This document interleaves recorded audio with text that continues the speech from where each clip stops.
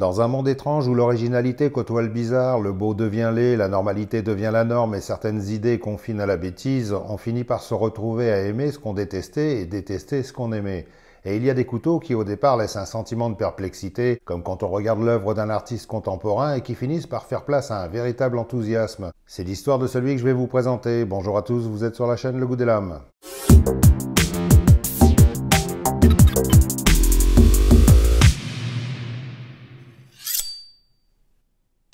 Aujourd'hui, je vous présente le Proponent de chez Artisan Cutlery, un petit couteau de poche surdimensionné que je qualifierais de totalement hors norme, et c'est justement ce qui fait toute sa beauté.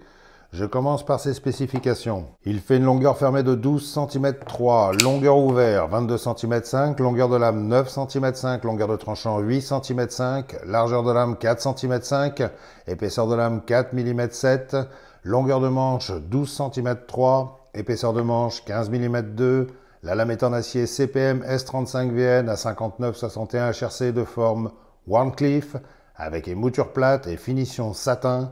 Les plaquettes de manche sont en alliage de titane. L'ouverture se fait par Thumb Studs et Flipper. Et c'est parti mon kiki. Allez, stop, on les ramène dans leur cage maintenant, merci. Je crois que c'est facile. Le verrouillage est un frame lock et il y a aussi une petite goupille de sécurité.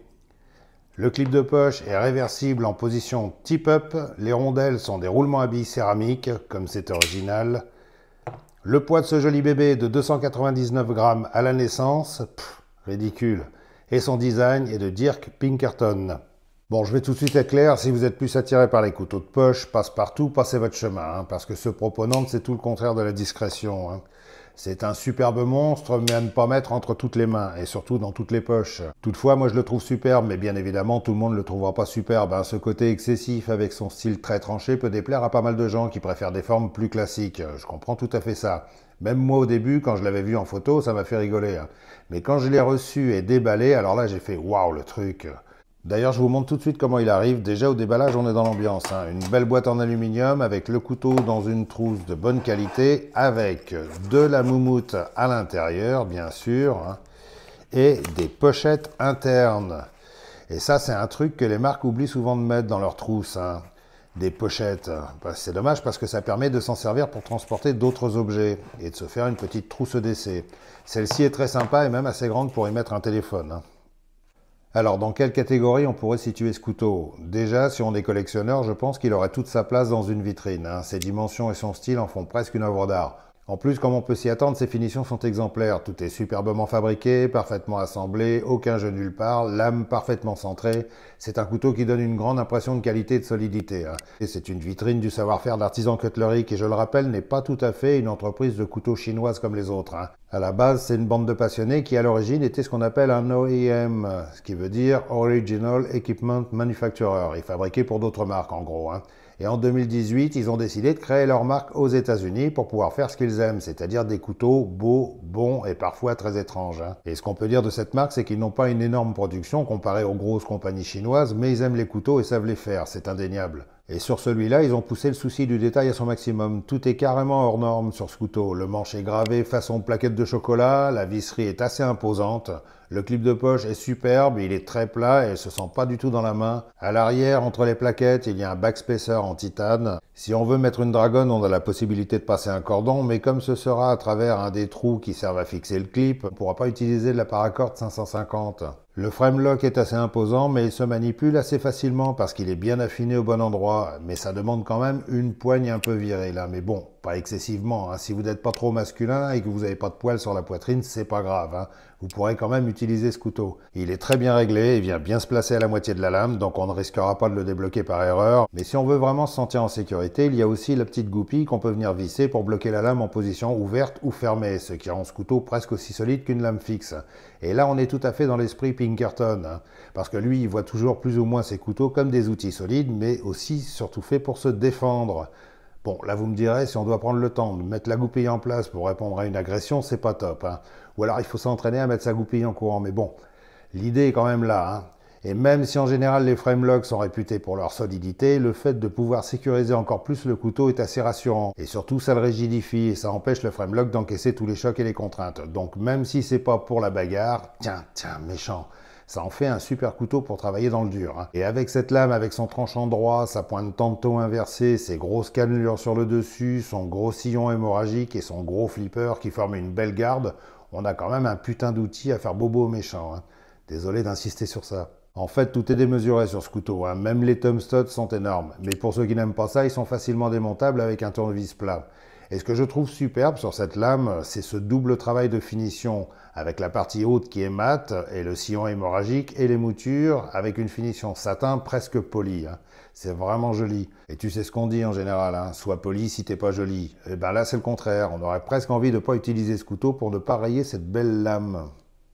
Alors, ce qui est génial aussi, c'est que ce gros patapouf se manipule avec la légèreté d'une ballerine. Les roulements à billes céramiques font des miracles. Ils s'ouvrent et se ferment avec une fluidité étonnante. Bon, personnellement, étant donné que la fluidité n'est pas une priorité pour moi, surtout sur ce genre de couteau, je verrais mieux des rondelles genre cuivre ou bronze, parce que j'y ai déjà fait allusion dans des précédentes vidéos, mais j'ai une confiance assez limitée dans les roulements à billes, aussi solides soient-ils.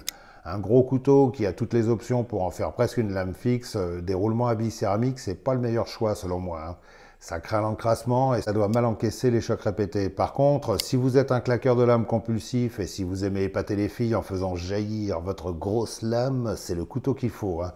Là, vous aurez enfin l'effet waouh que vous n'avez pas obtenu la première fois en baissant votre pantalon, si vous voyez ce que je veux dire. Comme on dit chez nous, gros couteau, petite bille. Bref. Sinon, à utiliser, c'est un très bon outil coupant. Rien à lui reprocher. La prise en main est bonne, pas fatigante, assez confortable pour un manche-plat comme ça. Hein. Toutefois, j'aurais bien aimé un casse-goutte un peu moins gros pour rapprocher le tranchant de la main. Mais bon, la manie des gros casse-gouttes chez les couteliers chinois, c'est presque maladif. Hein. Ils peuvent pas s'en empêcher et ils comprennent toujours pas que ça sert à rien. Mais ceci dit, on peut facilement utiliser cette lame pour tailler du bois, voire même taper un peu dessus pour faire un peu de refente. Hein. Pas trop fort quand même, ça reste un pliant. En plus, j'aime bien les tranchants droits parce que je trouve ça très efficace sur la taille de bois. Parce que la force s'exerce sur toute la longueur de la lame, alors que sur les tranchants arrondis, on a tendance à avoir la lame qui dérape un peu en arrivant vers la pointe. Et pour le reste, pas de problème, ça coupe bien et ça coupe même très bien. Son émouture s'affine bien vers le tranchant, donc un peu de préparation de bouffe lui fera pas peur du tout et le sauciflard fera pas le fier. Hein. De toute façon, c'est un couteau qui est fait pour être utilisé, c'est une évidence. Par contre, ce qui est évident aussi, c'est que c'est pas un EDC à vocation urbaine. Hein. C'est fait pour ceux qui aiment les gros couteaux et qui n'ont pas peur de les utiliser. En plus, avec son acier S35VN qui est vraiment excellent et sa goupille qui permet de sécuriser le couteau, on peut y aller, c'est du balèze. Hein. Et petite suggestion en passant pour Artisan Cutlery, tant qu'à faire un pliant qui se transforme en fixe, autant pousser le concept jusqu'à proposer un étui Kydex pour pouvoir le porter comme un couteau fixe. Je crois que Extrema Ratio fait ça avec un de ses gros pliants, je trouve ça pas mal du tout. Ce Proponent avec sa lame S35VN et ses plaquettes de chocolat est à 187 € sur le site Artisan Cutlery. Certes, c'est un prix un peu élevé, mais bon, c'est pas exagéré du tout compte tenu de la qualité générale de ce gros pépère. Hein. Et si on aime ce genre un peu hors norme, c'est un excellent couteau pliant que vous pourrez léguer à vos enfants. Mais pour ceux qui n'ont pas les moyens, il existe aussi dans des versions moins chères autour de 50-60 balles en acier D2 et plaquettes G10. Il y a même une version plus petite avec une lame de 7,6 cm et une magnifique version avec manche titane noire qui n'existait pas quand j'ai reçu celui-ci. Celui-ci que j'ai au moins depuis 4 ou 5 mois hein, quand même. Hein. Il était grand temps que je vous le montre d'ailleurs. Hein.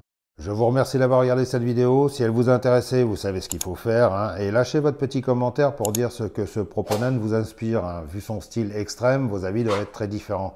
C'est intéressant à savoir. Et comme vous pouvez apercevoir de temps en temps dans mes vidéos courtes ou sur les autres réseaux, j'ai pas mal de belles nouveautés à vous montrer. Il faut juste trouver le temps de les faire. Donc restez dans le coin. Et surtout, faites bien attention à vous et préparez-vous pour la guerre parce qu'on a un président qui se sent pousser du poil sur la poitrine en ce moment et qui risque de nous foutre une fois de plus dans la merde avec la Russie. Et c'est marrant parce que c'est en général quand leur cote de popularité plonge dans les sondages que les présidents se sentent une poussée de virilité, hein, comme son prédécesseur qui était à 25% de popularité quand il a décidé de jouer au chef de guerre en envoyant nos soldats au Mali. Et en nous mettant, du coup, en tête de liste de l'État islamique et de Daesh, ce qui a provoqué les suites qu'on connaît, et la bonne ambiance dans laquelle on vit maintenant. Hein. Allez, c'est pas grave, le principal, c'est soyez fluide, restez bien affûtés, salut!